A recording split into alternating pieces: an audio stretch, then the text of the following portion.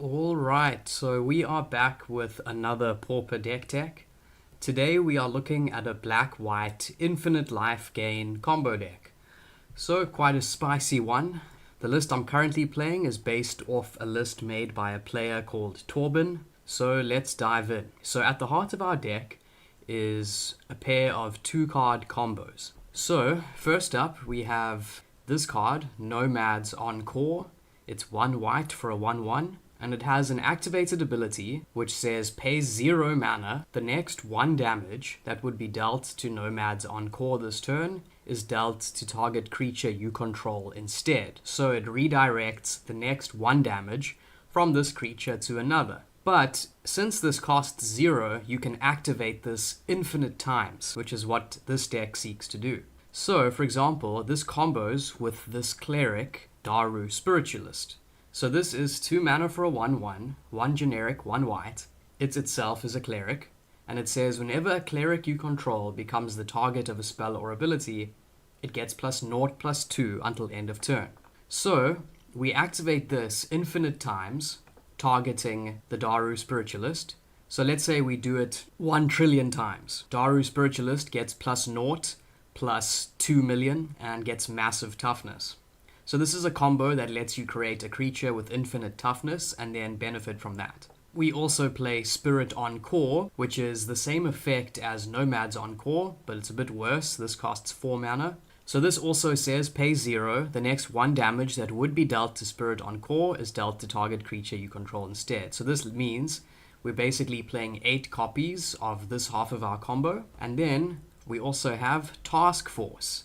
This is 3 mana for a 1/3, costs 2 generic, 1 white. It says whenever Task Force becomes the target of a spell or ability, it gets +0/+3 until end of turn. So this also combos with our Spirit and our Nomads. So we're basically playing 8 copies of each of our combo pieces, which is quite nice, gives us redundancy, and greatly improves the chances that we'll draw the cards. Okay, so once we have a creature with infinite toughness, how do we win games? Well, other lists have tried this idea and they use things like Inside Out to basically switch your creature's power and toughness and then attack for a lot. But in this list, we hope to gain infinite life. So to do that, we're playing Devour Flesh. It's 2 mana for an instant, 1 generic, 1 black. It says target player sacrifices a creature, then gains life equal to that creature's toughness.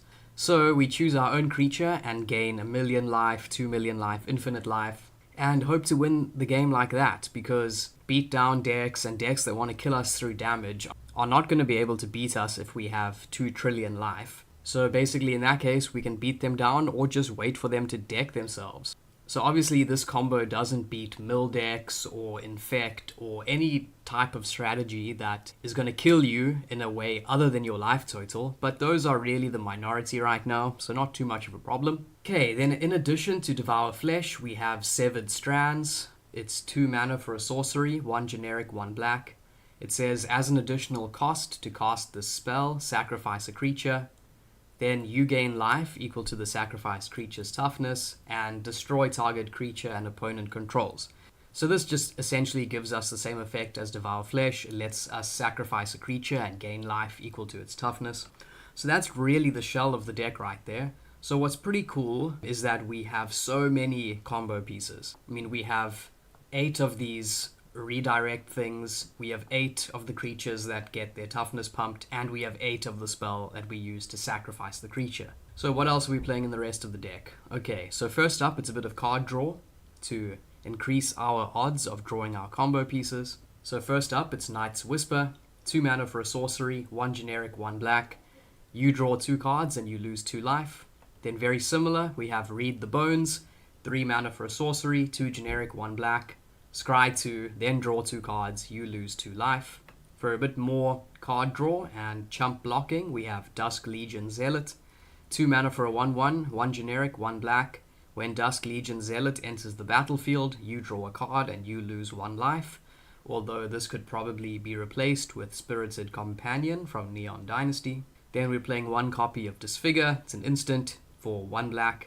Target creature gets -2/-2 until end of turn. We're playing 1 copy of Cast Down, 1 copy of Castigate. It's a 2 mana sorcery, 1 white, 1 black. Target opponent reveals his or her hand, choose a non-land card from it, exile that card.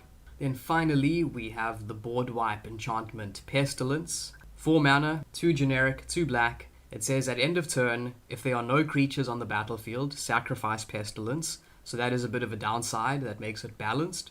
And then its effect is pay 1 black. Pestilence deals 1 damage to each creature and each player. So once we have our infinite life, this can also be a way to just ping down our opponent. Then we're also playing 22 lands, 4 Ash Barrens, 2 Bojuka Bog, 1 Kabira Crossroads, 4 Orzhov Basilica, 4 Scoured Barrens, 3 Plains, 4 Swamps. So there you go. Here's this black-white infinite life gain combo deck. Obviously, this is a work in progress, and as you can see, it's not going to be tier 1 or anything, but it's a pretty sweet idea with some potential. So I really encourage you to test it out and do some brewing.